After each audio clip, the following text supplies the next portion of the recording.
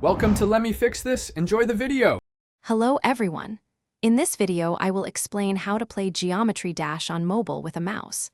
To get started with a wired mouse on an Android device, you will need an OTG adapter.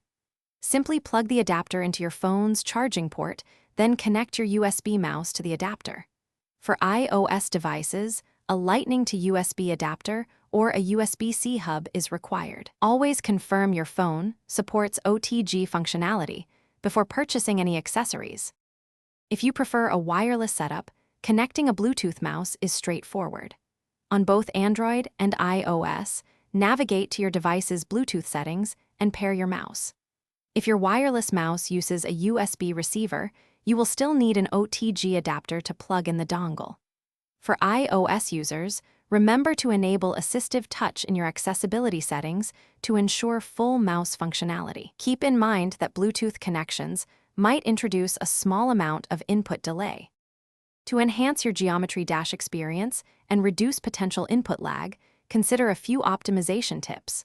First, close all unnecessary background applications and disable Wi-Fi to free up system resources. A wired mouse connection typically provides the most responsive input. Additionally, within Geometry Dash, try enabling the low detail mode in the game settings. Some mobile devices might inherently have an input delay of around 5 to 10 milliseconds, so optimizing helps.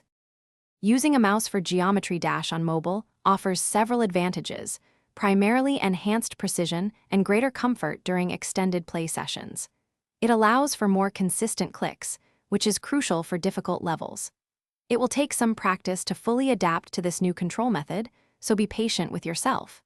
Experiment with your mouse's DPI settings and in-game sensitivity to discover what works best for your playstyle. Many players report significant improvements in their gameplay.